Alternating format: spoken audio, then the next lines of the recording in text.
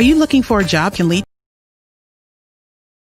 Are you looking for a job that can lead to a career opportunity? MCC and OPS have teamed up to provide education training and job opportunities. We're looking for people that want to learn and work at the same time. We have open enrollment for training in the field of construction and job placement. For more information, contact us at 317-991-3150 or email info@mccindiana.org. Again, that phone number is 317-991-3150 or email info@mccindiana.org. Are you looking for a job that can lead to a career opportunity? MCC and OPS have teamed up to provide education training and job opportunities. We're looking for people that want to learn and work at the same time. We have open enrollment for training in the field of construction and job placement. For more information, contact us at 317-991-3150 or email info@mccindiana.org. Again, that phone number is 317-991-3150 or email info@mccindiana.org. Black people need to own our own businesses, which will provide an economic base. Teach our youth to become self-sufficient. Learn how to maximize our political affiliations and fight for criminal justice reform. You just tuned in to Black Power Presents with your host, Antonio Lipscomb. Come on, let's talk.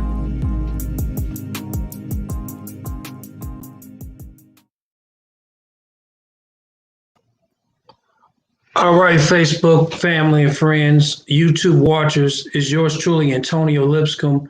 I am your host for Black Power Presents. Certainly, we're looking forward to having another great broadcast. As you all know, each week we do come on 1310 92.7 on your FM dial, 1310 on your AM dial. And so we're just in the backdrop of our show. While we're waiting, I want to share with you a clip of what we're going to be talking about. Actually, we're going to be talking about Duval. Duval is going to be one of the things that we're going to be talking about. And in case you don't know what Duval is the largest residential reentry program here in the city of Indianapolis. And certainly we want to take, pay close attention to the movements of what's going on in relations to Duval. As you all know, NESCO was involved with the neighborhood as far as Duval advocacy, and I think there was Satchel Paige, the woman that was pretending to be Black, that was actually white, was one of the liaisons people for community corrections to have that connection with the community. And it's really been a terrible facility all throughout the years. Duval has really been a blight in the community, as well as the treatment of the officers, as well as the management staff, and how they treat the residents there has really been awful. We're hoping we got a positive glare of hope with a gentleman I met with, Stephen Halt, which is being elevated as the director of the place. And so we're going to follow this movement very closely. There is a particular final voting in from the city council on tomorrow at the city council meeting, and we want to share with the new director, Mr. Halt, that the management is over there needs to be changed out, because there have been some reports of drugs being planted on residents, residents being violated, manipulated, controlled, and taken advantage of. And it's almost like a modern day slavery when it comes to facilities and being placed in an African-American neighborhood. The management does not reflect the residents living inside of the residency.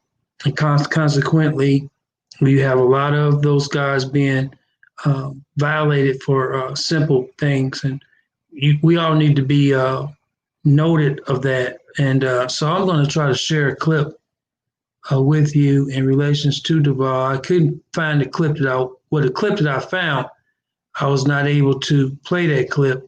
And that's the clip that I'm going to be trying to bring up. This is the clip I'm trying to bring up, and it will not play, but if you guys got some time and can figure this thing out on how to play this clip about Duval correctional officers being fired, raising concerns in relation to that facility, I like for you to try to follow that and try to see if you can bring that up. One of the things I'm going to be doing here is playing a different clip. I think I can play a different clip from some complaints with the residency. Residents is not really the clip I really wanted, but I'll play this one just in, let me see, no, this is not the one.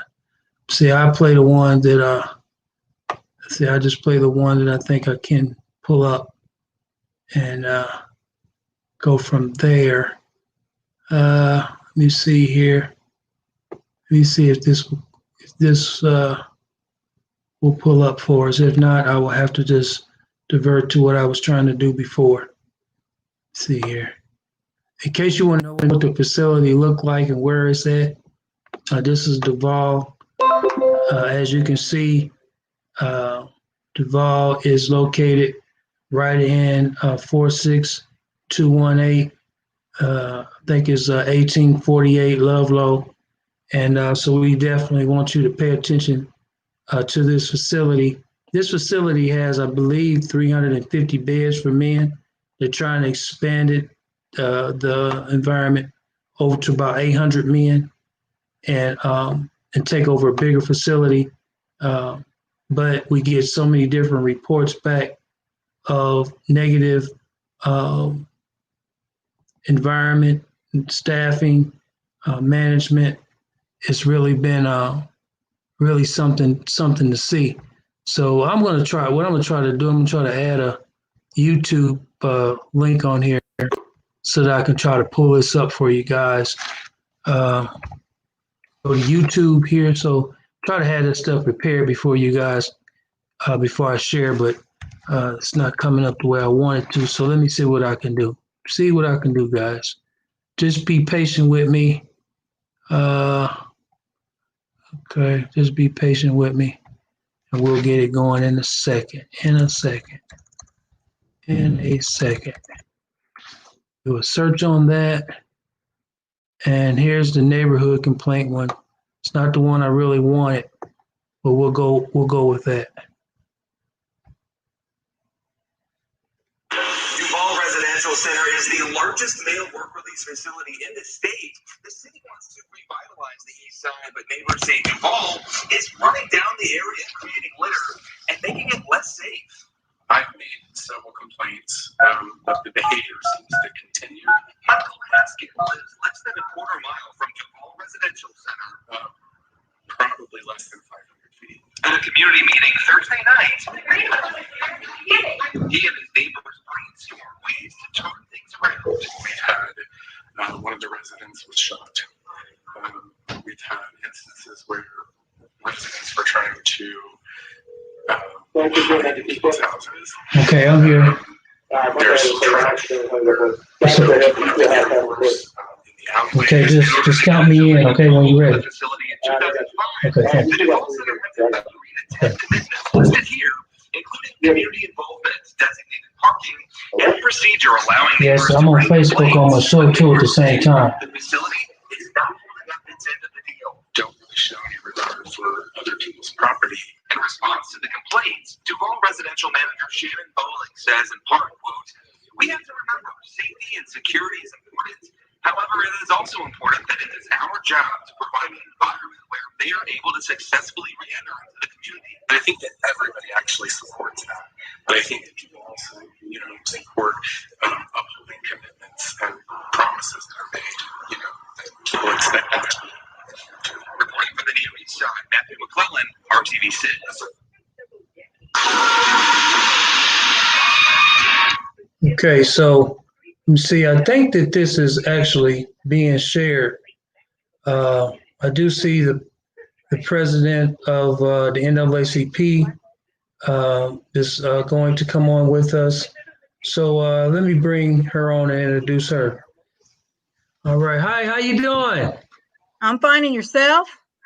All right. We were just playing a clip of the facility of Duval on our second segment that we're going to be bringing on. But welcome, Crystal, to Black Power Presents. I'm the host, and you know we're excited about having you on. I know we've been talking for a while and trying to see what we can do, and finally we have made it. And so you're so so welcome to be on here now. Let's educate the people a little bit. But before we do, we're going to be going on 1310 before I take off too fast. They're going to be counting us in, and then we're going to be able to get callers. But you doing all right today? I'm doing great. Do you have Rod Bohannon with us on our team today? I haven't seen him sign in yet. Okay. Yeah, I haven't seen him sign in yet, but we're certainly here. We're waiting and excited for his arrival. All righty. Yeah, so look like we've had a busy a couple of weeks with the election and all this sort of thing going. Should I? Yes, he said that he can't find the link. Okay, we actually did send him the link, but I can send it to him again. Yes, if you could resend it, that'll probably be helpful. Okay, that'd be great. As we know, this new technology and different programs. Yeah. All right, so we got 25 seconds and then your intro's gonna play, all right? All right, 25 seconds. Okay. Yep, and then the intro's gonna play. Sounds good. So, We're trying to get it together before. yeah. Okay. Right now we got the NAACP president on live Facebook and YouTube. But let me try to get the other attorney in here so that we can make this happen. All right. So I'm inviting him as we speak. Okay, Bohannon. Okay, I sent it again. Okay. So he should have the link now. All righty. Okay, if you want. It's on you. You got 35 seconds. 35 seconds? Okay. Is that 35 seconds before we're on the air? Yeah, 35 seconds before we're on the air. We're actually on Facebook right now and YouTube. Oh, okay. Yeah, this is like the backdrop of the show, so I kind of let them know what's going on before we move into the show. 20 seconds. Okay. If you want to be a part of the show, simply call 317-239-1310. Again, we have 10, 9, 8, 7, 6, 5, 4, 3, 2, 1. You're live. all right, Facebook family and friends, YouTube watchers, as well as my 1310 The Light listeners.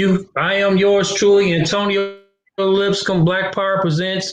And today we have Crystal, which is over the local NAACP. We do have another member that's coming aboard, attorney that's coming aboard with the NAACP. If you want to be involved with this show, feel free to call 317-239-1310. I know a lot of people may have a lot of questions as it relates to the local chapter here. I'm proud to report, I believe I was elected in on yesterday. That is correct. Yes, to be a part of your executive. Pleasure to have you. Oh, such an honor and a privilege. You know, when you look at the NAACP, from a national position and the way it was started, it's just a phenomenal organization. And of course, the core beliefs is something that I, definitely stand for, the opportunities and the rights to be able to have African Americans have access. I think is extremely important. Oftentimes, we probably don't get we really don't get a lot of the access that we deserve. And just to have a NAACP, a group that meets on a regular basis to be able to address some of the issues and the plights as it relates to African American people, I can tell you it's just really such an honor to be a part of such a prestigious group. Crystal, can you do me a favor while we're waiting on the attorney to come in? Did he get the email? He got the email? Yes, just as he said that he's still waiting for the link. I just resent it from mine. I don't know what's going on that he's not receiving it. Okay. You know, Well, it could be that, you know, sometimes when people, they get something outside of their usual emails, it kicks it out. So I just sent it. He can use that link, correct? absolutely. And I also send him a link direct too. So I don't understand Okay. why he's not getting it, but we're sure trying. We'll see what's going on here. Sure. You go Okay. right ahead. Okay. So just give us a little bit of history about the national chapter, if you will, and then the local chapter, and how important it might be to the residents here in Indianapolis. Well, the national branch started in 1909, and we started here in Indianapolis in 1912. The national organization came together after a lot of people needed to organize to protect Black lives. As we know, as of today, Black lives have always mattered.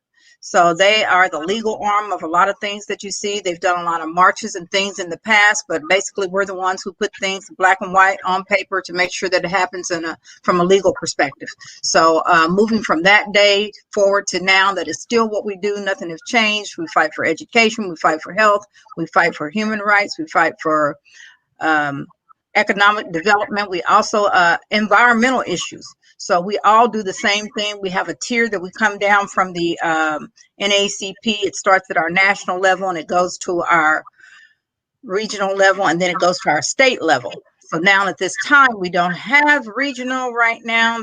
With the COVID and a lot of things changing, we're going in a different direction. So we're just kind of waiting to see how we go. We now have a 50C3, and then we also as our foundation, and then a 50C4 as our NAACP activists. And that comes from the national level down to the 50C34s, which are the branches. And the 50C4s are also through our state.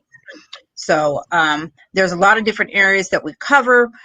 Those 5 different changers that I mentioned to you, as far as and of course criminal justice, and we know police reform is really big, one of the things that we're working on right now.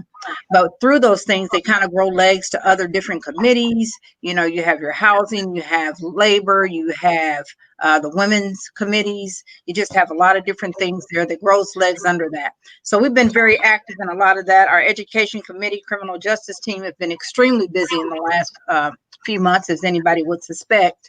And especially with the election, our political action committee has been rather busy. So nothing has changed. Things are really up to date as far as where we have been to where we are going. Awesome. I tell you, it's a lot going on. I mean, this is a strange time. I mean, it almost feels like you're in a sci-fi movie because everybody has to have a mask on and whatnot. And who would believe that this would be the reality of what's going on in one of the strongest nations here on earth, that we would be so primitive to be so susceptible to a virus? I believe the last count I seen, over 800 lives here in Marion County has been taken due to the COVID virus. And so, as you mentioned about that regional affiliation, a lot's going on. And can you just share with us how can we still do all this through a COVID climate? And I would like for you to bring. I know Attorney Bohannon is backstage, and he works a lot with us with the COVID and keeping up with a lot of the data. As Dr. Kane and everyone else have said, we have to wash our hands. We have to wear a mask, and we do need to practice social distancing. Nothing is new from the NAACP to the medical field to the government or anyone. We have to practice these measures. It is vital. Our lives depend on it. So when you really look at this pandemic, we think that is something that did not necessarily have to be this way, but we had people who didn't feel that way. We still have people that don't feel that way. So they feel that they don't have to take care of personal hygiene. They don't have to wear a mask, and they don't have to do social distancing. So where are we at? We're in a worldwide pandemic, but we're being hit the hardest. And if we're not careful, we'll end up being a third world country. Yeah. Crystal, do you feel comfortable taking any calls? We have a caller. I think, let me see, the attorney. Let me see. I still have not seen the attorney. He said he's Yes. backstage. He's backstage, okay, but I do not see him to where we can invite him in to the link. So let me share with you this before I take Larry's call, just so that you can see what I'm doing. I'm gonna share this link. Let me see. I don't know if I can share it, but I'm actually hitting the invite button. I'm hitting the invite far as the email, and then of course I'm gonna send the because I just got a text from him, but I am not seeing. So I'm literally typing it in. It's RO, then it's B No, D. it's a Excuse me. D is in David. Yeah. Yes, Rod. He said he's having a problem getting you in. D dot D O. Okay, you said you're backstage, correct? I wasn't backstage, yes, but I'm still backstage. Thing says in 122, then it says you're backstage. I'm hoping to see you hold me backstage in the broadcast. So I need to close down and start over again. I'll close out and start over again. Well, actually, I'm not seeing you on our side for some reason. I just sent you another link to invite you in. Okay. Yeah. He's gonna try the new link you sent him. So Okay. you said you have a question from somebody named Larry? Yeah, I got a question from Larry. Are you ready to take a question? Sure. Okay, go ahead, Larry. You know, we have a pandemic, right? Right. Now, there are going to be tens of thousands of black people in this city made homeless by this pandemic in the middle of the winter, right? Because there's no more time on cutting off gas and water, and there's no moratorium on eviction. So does your program have any consideration of policy how to deal with these tens of thousands of black people that are living marginally who are now walking the street or either living in their cars with 4 kids, and how can they social distance? How can they keep their hands washed when they're living out of a gallon filled of water? How can they use the bathrooms properly? Do you have any consideration for those people who are going to be actually displaced? And a large proportion of them, I think a large share is going to be black. Do you have any policies in place to deal with this other than telling people to wash their hands and social distance and do whatever else you got to do while your business closed down and while you're being put out of the house and the furniture put on the sidewalk? Thanks, Antonio. Okay, thanks. And All thank right. you. Thank you, Larry. It's nice hearing you from you. I did try to reach out to you a few months back, so you need to update my phone number. So anyway, the NAACP does have some different, they have different information they put out to try to address the disparities within our communities, but a lot of it is based on where you live at. So depending on where we are here, if we're in a township, if we're in Marion County, a lot of those things are that we have to reach out to our different counties to get those things done. As far as monies and housing people and things of that nature, you have different people that do things other than the NAACP. As I stated earlier, we are a legal arm and we are pushing for and putting pressure on them to do the right thing to make sure that people do get the things that they need. Now, utility companies, I know, and have tried to postpone disconnecting people. We're coming up within the time frame now that they can't disconnect people and things like that. I'm not really sure. That's why we're trying to get Attorney Bohannon on with some of the things with the housing, but we know that that's a major issue. But let's be clear. We have always had problems before the pandemic started. This is just something a little more of a push over the edge for us. Economic empowerment and health and all those things are an important part of that. Just a moment. Okay. Yes, Rod. Yes, Rod. Hey, what I'm thinking, Crystal, we can hear him pretty clearly over your phone. Wait a minute. Hold on. I'm going to try to put him on over my phone. Yeah, that'd be good. That'd be good. We All can right, hear Rod. him very clear. I may have to do my next host like that too. Okay. How you doing, Rod? How you doing, Rod? You all right? I'm doing good. How you doing? All right. Now, just to let you know, you're a guest on Black Power Presents, and I'm the host, Antonio Lipscomb. I'm also a current executive board member with you, so I'm proud already to say that we're serving together even as we speak.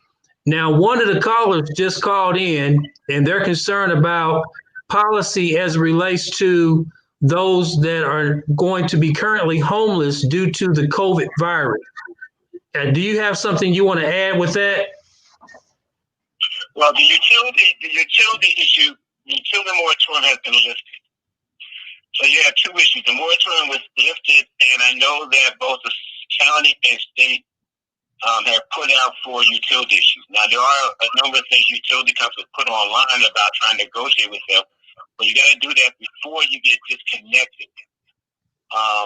So I would urge people to contact either legal services or legal aid and try to negotiate with utility company payment plan before the disconnection. That's really what it's You was fine, Crystal, by holding it right where you had it. We could hear them clearly. Okay, so that's fine.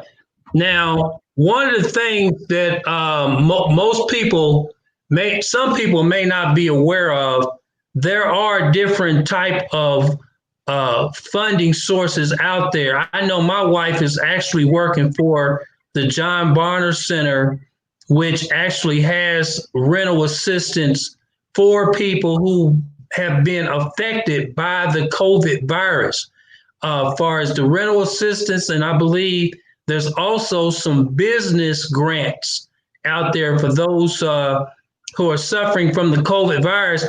But the challenge is, it's like what Crystal mentioned, there were challenges even prior to the COVID.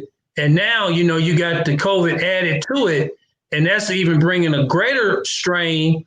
And then another dynamic that we're not talking about is the group of people who are actually taking advantage of the different laws in relations to being able to stay in properties longer because the COVID virus is an epidemic, and not that their income has changed or anything, that they're taking advantage because they know they can. And I know that's for a fact. I know some of the small claims courts are not sending the constables out to honor writs for people that are manipulating the system. So it's a lot of different variables out there, Rob, that when it affects the citizens and the small business owners, I tell you, it's such a strain, all the way around.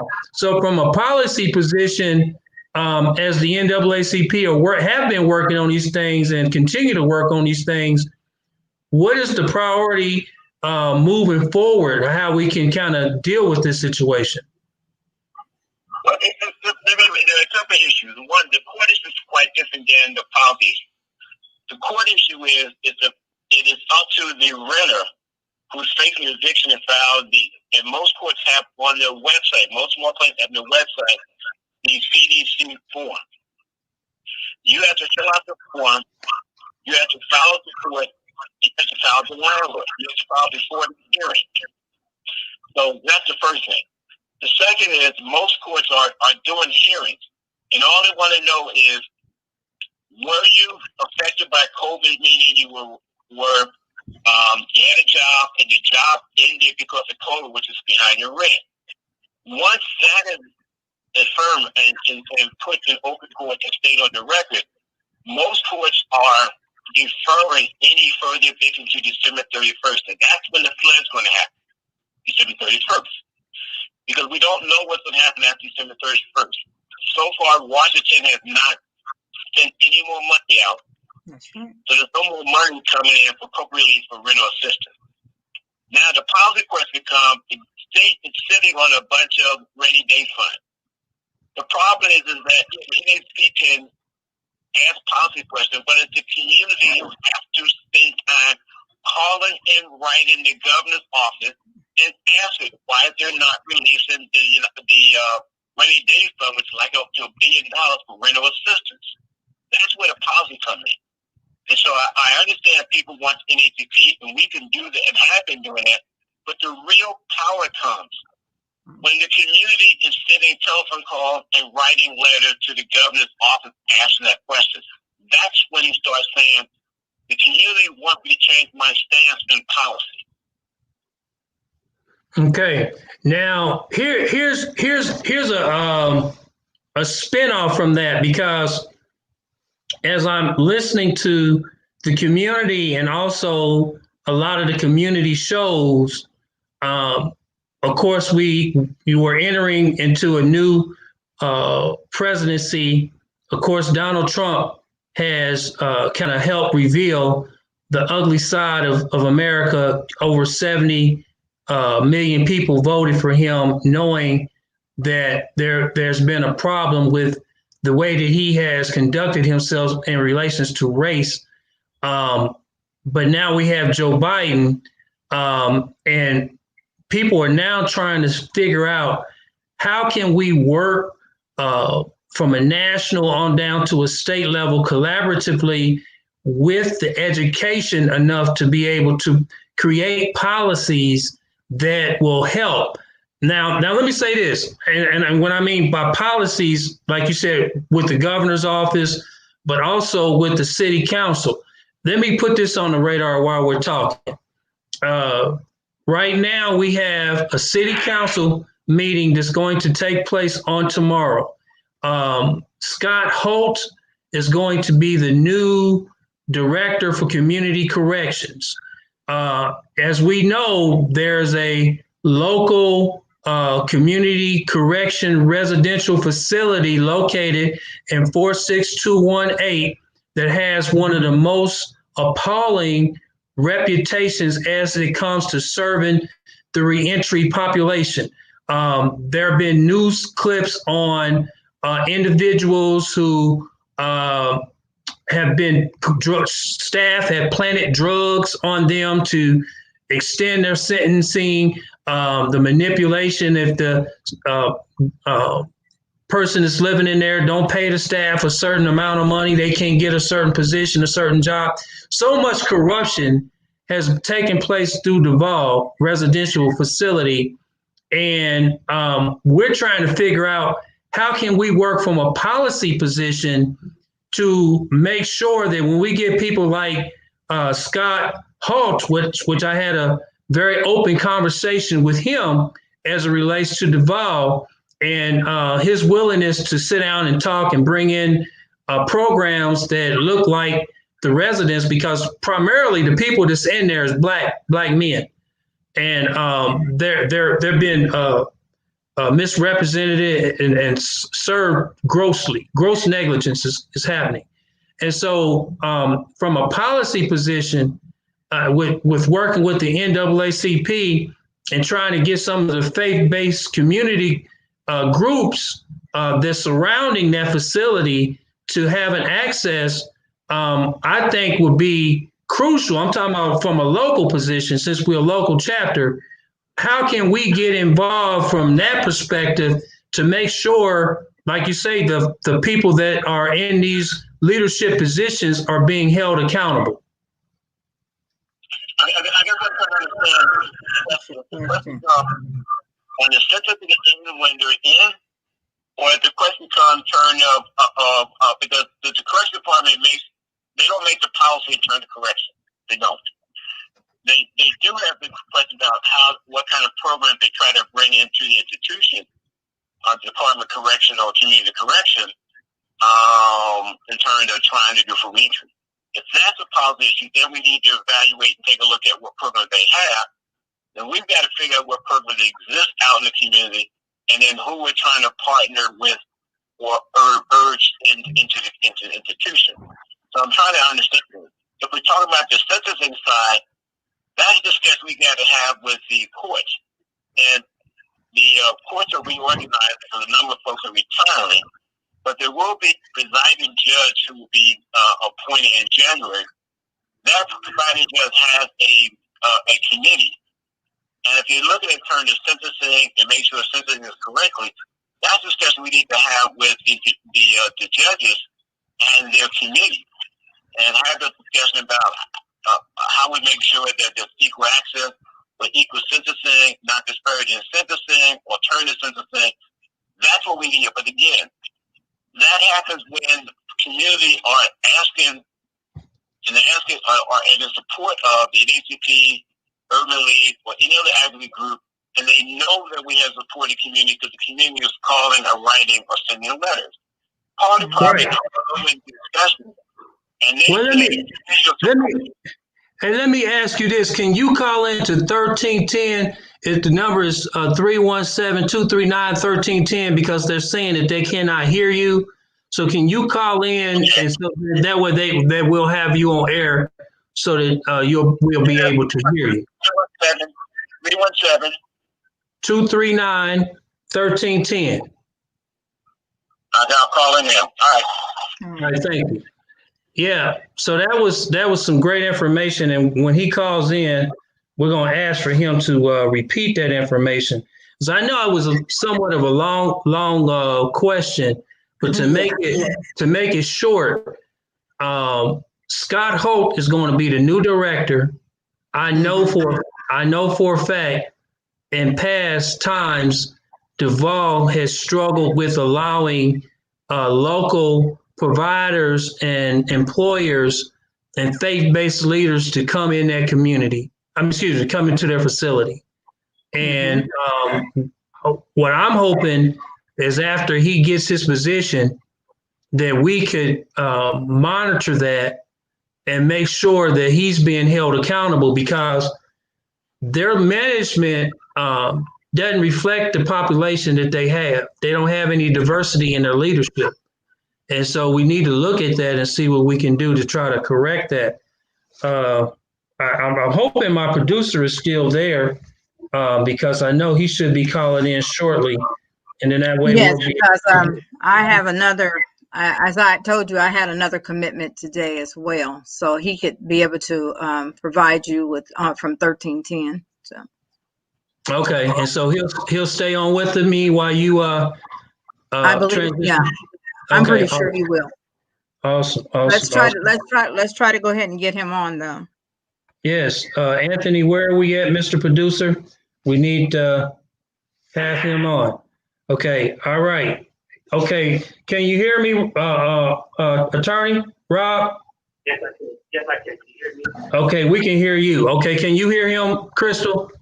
No, I can't hear him, but that's okay. I'm comfortable with that. I'm good. Okay. All right. So what we were talking about, Mr. Rob, we were talking about Duval, and I know I had a long story with a question, but in short, how can we write policies? Because this month they're asking state dollars and they're asking for city dollars. And these are millions of dollars.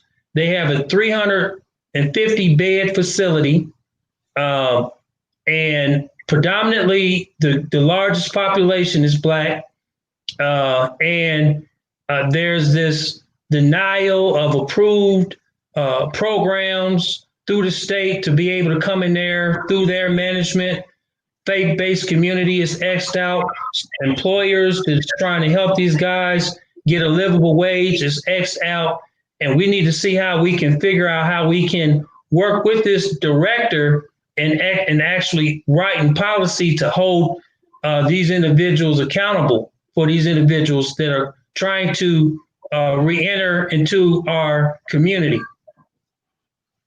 Let me ask you, is the only one about the private contract? Now, that's a good question. I don't know if it's a private contract.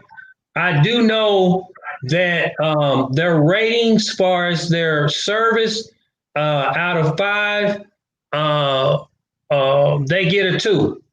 I've gotten so many different complaints from the residents living in there to the point that matter of fact, since you're on the line, I'm gonna try to call a former employee that can give you a better explanation as to what I'm trying to say. She actually worked for Duval. Please leave your message. So I'm gonna try to reach out to her and see if she'll be willing to come on. Just try to call. She didn't pick up, but it could be easily researched if you would just put in there Duval, and you'll see all kind of messaging that will come up. The reason I asked is because if it's a private contractor, then we got to figure out, okay, who contracted with us, and it may have been when the contract was done under ballot, the DUVALLE, Duval Hall. DUVAL, Duval. Duval Work Release Center. Yeah, Work Release Center. That's correct. They're going to be voting in a new correctional officer. Correctional director. And his name is Scott Holt. I talked to him, and he says he's interested in doing some things, but the first thing I think he would need to do, which I didn't hear him say he would do, is get rid of the current management that's in there, because it's terrible. And Councilman Bob Oxley is the one who actually talked to me about meeting with him.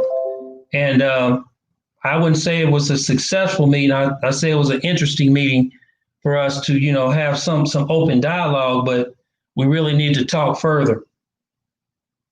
Well, I'm looking online, and I've got to figure who they are, but they're working in the center. I think that they may be contracted under Marion County Community Corrections. Right. So the first question you'd be having is a discussion with the Marion County Community Corrections Board. Right. Okay? If they're consistent with them, that's who we will be having discussions with. Okay. Yeah, because they were the ones who actually,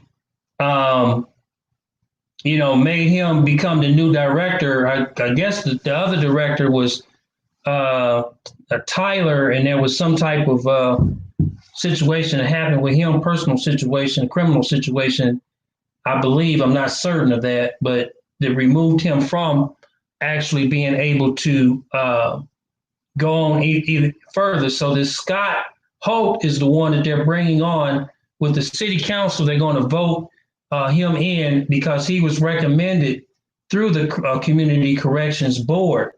And so, I would love to, work with the NAACP and see how we can work on dealing with these issues and making some policies that this contractor would have to adhere to, because they really are not really servicing the community. I mean, there's some criminal things that's happening.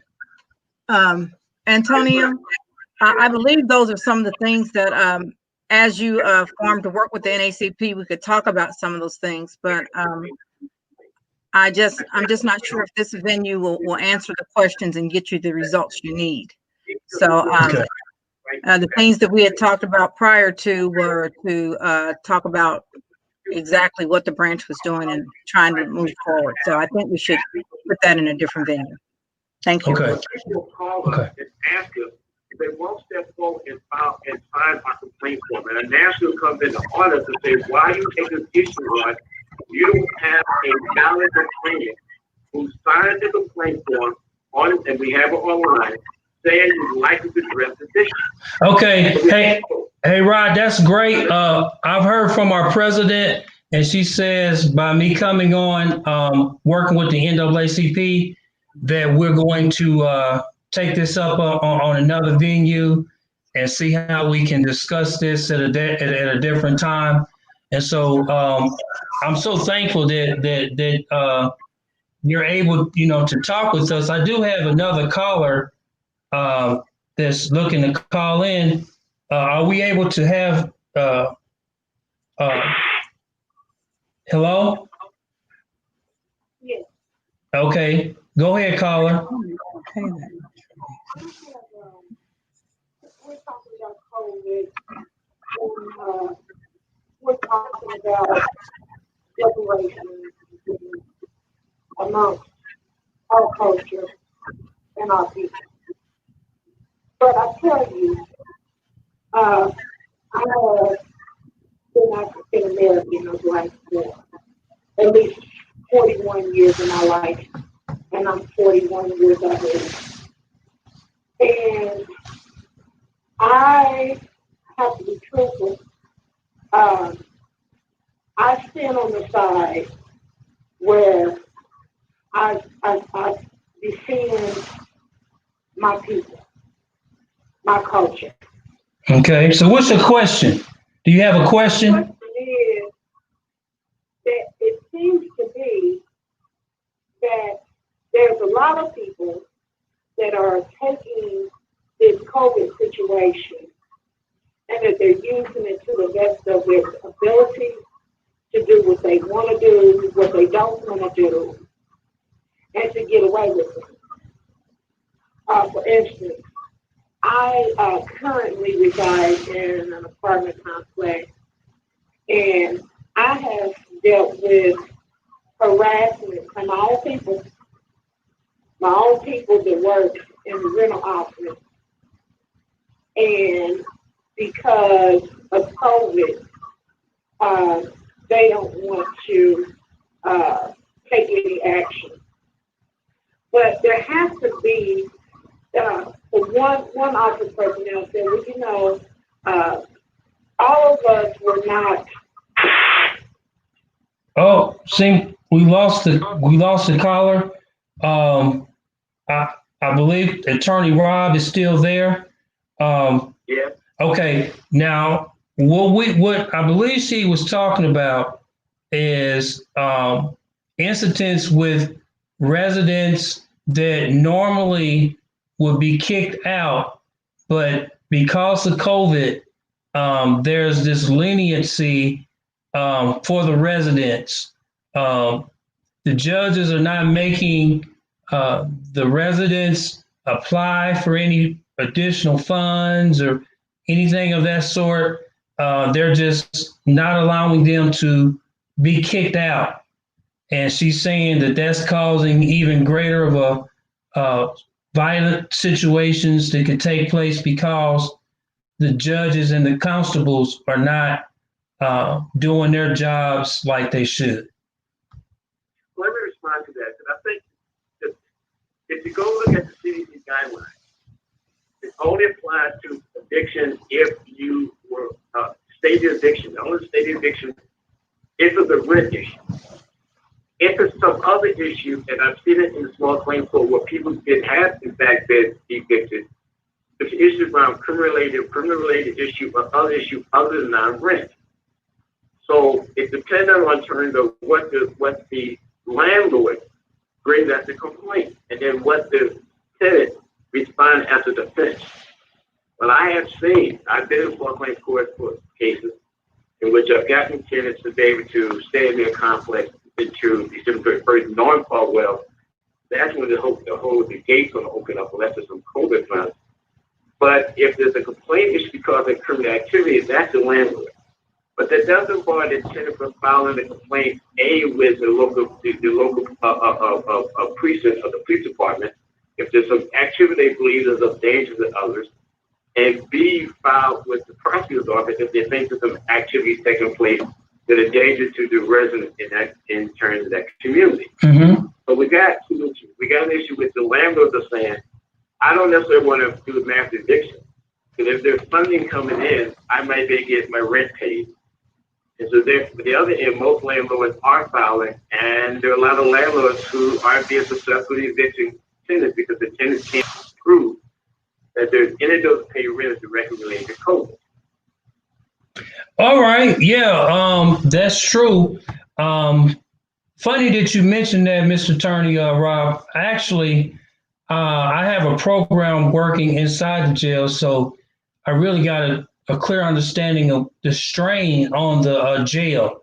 Of course, you know, through the COVID, some pods are actually put into quarantine. It's a strain on the staff. When I talk with the sheriff's department, the mental health facilities are not there. So even prior to COVID, we was locking people up that had probably substance abuse problems or mental health problems and putting them inside the local jail and not being able to, service clients the way that you would hope. And then on top of that,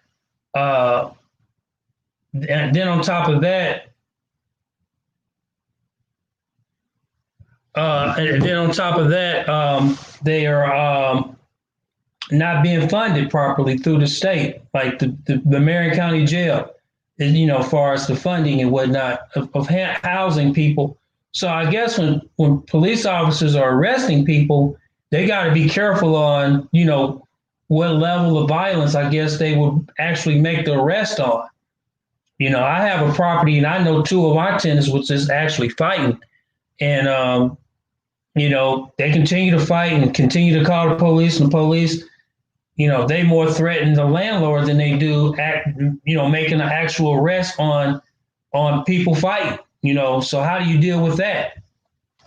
Well, the problem is that the governor's code, and the problem is that the governor's code that was passed on COVID says the Department of Corrections that you need to be careful what you bring in and who you bring in. And then I know to talk to the sheriff, their concern is that until you bring somebody in from outside who's not been quarantined, now you risk in turn the re-quarantine old population. Mm-hmm.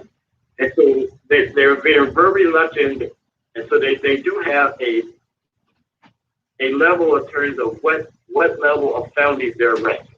Mm-hmm.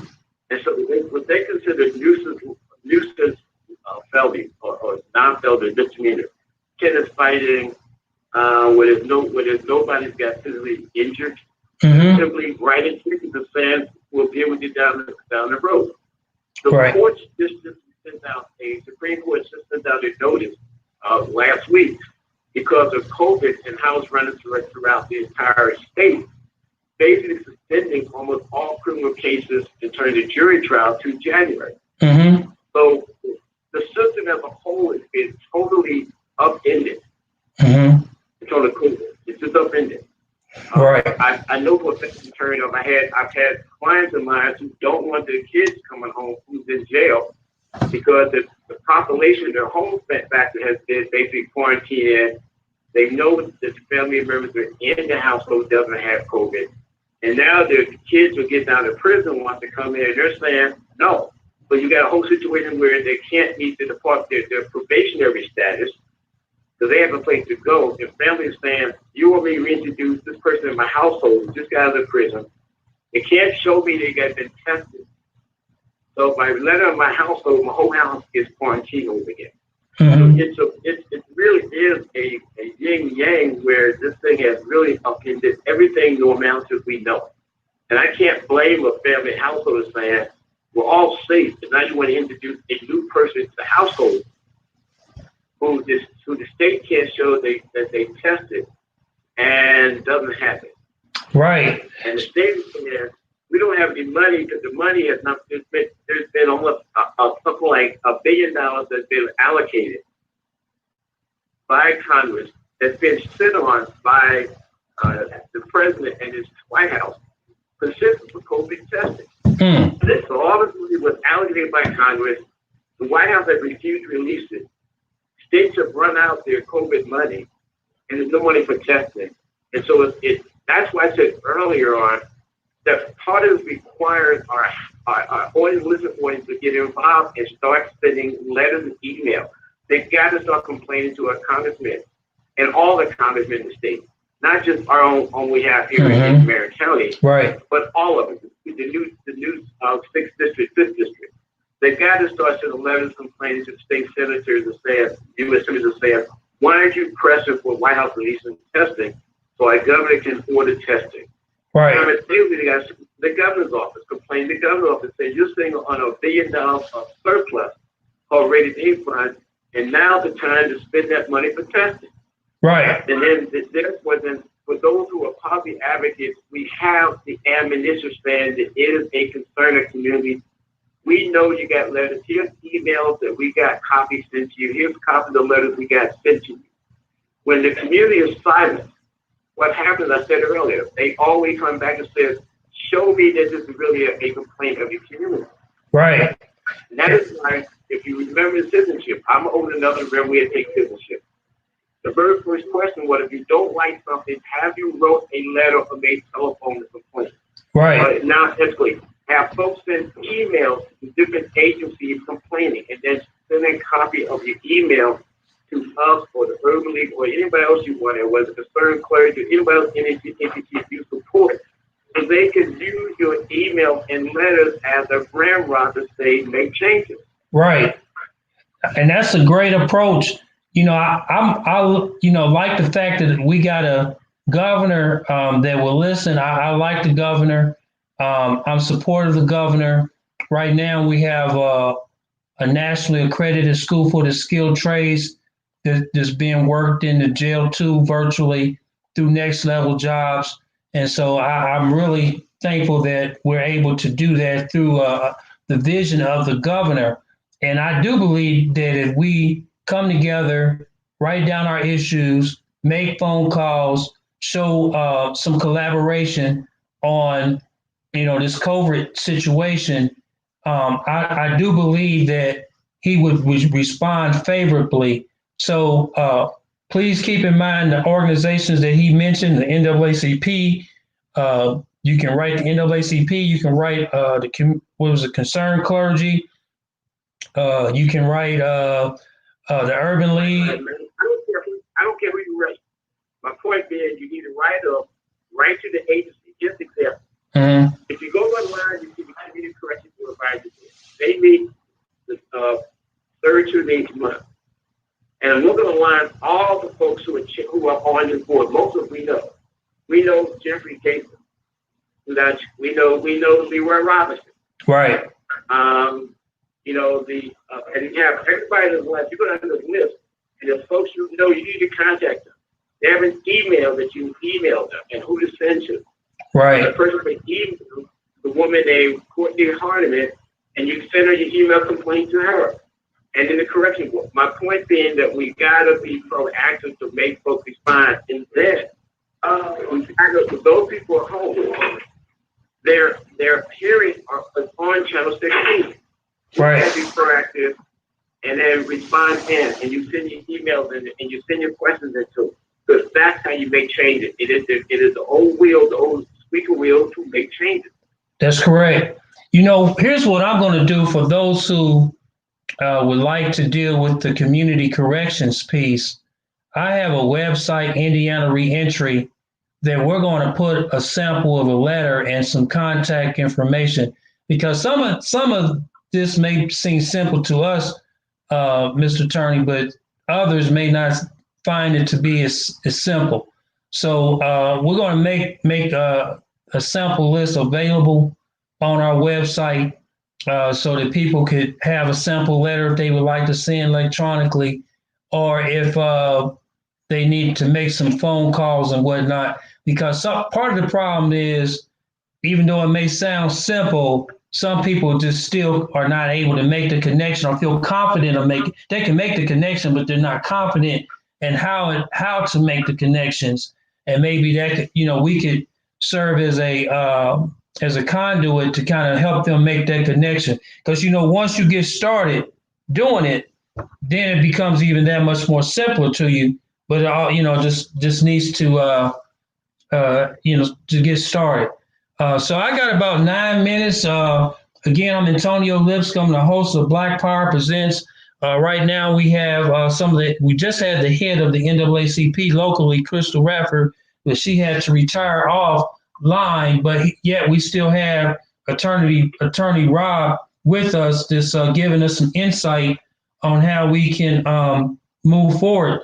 And you know, I'm just thankful for people like you that can kind of help guide us, lead us and guide us into how where to get things done. Now, just to be clear, if we're dealing with this COVID virus and we're trying to get a message to the governor, what would be the quickest way that we could get a complaint in with a quicker response? Do you have a way that we could do that? Email. And I'll look at the governor's email, but email. they do pay attention. It's hard to get through the telephone because it's hard to get through. But the government, now look at the government email. Almost everybody has email. You send an email, you have a copy because you have your own copy. Now you have the background to say, no, I sent the email to the, and I never got a response. Right. So you just, and I'm quite sure you can send it primarily to his secretary, right? Yes. And what do you think about getting the state senators and congressmen involved, like your local senator, your local congressman involved? When you got to think through in terms of what I call local responsibility. This is a local issue. We talk about the Department of Corrections involved stuff. Because that is our newly elected state representatives, state senators. Some have been around for a while, and you can just call them, and then you just spend time with them. Others are new. So before the election day, December 2nd, I will go online, type in you go to the Indiana Department of the Indiana State House, you put in your address, and it'll tell you who is your state representative. And usually they all have email. And then what you do, you send an email saying, I'm concerned about this. Mm-hmm. Well, that sounds great. Then you send the top of. And the government has a Facebook page. He has a Twitter account. He has an Instagram account. And so there's plenty of ways in which folks can send an email or stuff to the government that says, I don't like what you're doing. I want changes. Here's what I want. Here's my complaint. Right. Right. Of course, we can always say to the governor, this is what we want. It's not necessarily what he's doing, but what we can do collaboratively together. Because one of the problems I think we have, and I don't know if you see where I'm coming from, is that we try to put the responsibility on the politician. But like you said, if we do our part, then that's what gives the right for the politician to be able to move, because the politician work for us. And, it's not the other way around, that we work for the politician. So without giving the politician a mandate on what to do, then of course the earnest of that is really kind of on us. I understand that, politicians are supposed to give their vision and be supportive, but it's kind of hard for us to get anything done, like you're saying, if we don't get ourselves involved in what we need to do. Would you agree with that? I agree. I have two. I got the governor's email. I got the governor's phone. Okay. The governor's phone because office. Okay. 317-232-4567. Again, 317-232-4567. His email is www.in.gov/gov.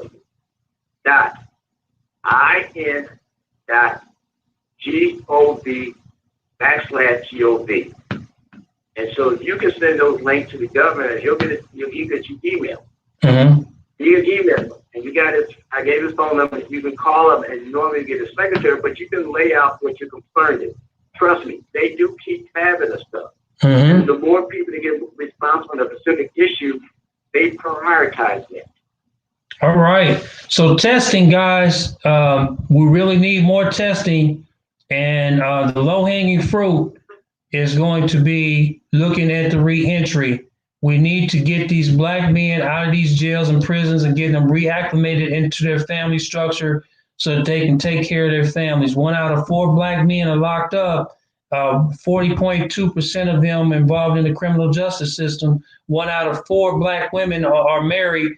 We need these men back in the home, and we have to start doing what Attorney Rob is talking about. When we see problems, we got to make sure that we get involved and we do something about it. Well, I got about 3 more minutes left on this show, but before I leave, I would like to invite you back next week. We're going to have some Black businesses that have applied for COVID relief funds that they're being denied, or they're getting minimum amount of return back, that they qualify for more, but the way that the county and some of these people are doing, they're not being fair to some of the small Black business owners. And so I want to invite you back so that you can talk about that if you'd like to come back next week. We would love to have you because you're a valuable person to us, and we need your direction. I will put up a calendar call back next week. Awesome. We got about 2 minutes. Do you want to go ahead and have the final remarks before we get off the air? Well, my final remark is saying that we got to advocate. Change doesn't happen unless you advocate. And if you need help, a whole have to do that. All right. So thank you so much for listening to Black Power Presents. Again, I am your host, Antonio Lipscomb, and I'm so proud to be able to come to you and share with you what's our plight in the community and how we can get involved and how we can do something about what we're doing. So thankful that Crystal and Attorney Rob came on as we work through the NAACP local chapter to get some things done. So at this time, I'm going to tell you to like, share, post, call, do whatever you can to share this broadcast so that we can get the governor's attention so that we can get more testing done. All right, thank you. And you all have a wonderful, wonderful weekend. Peace. Peace.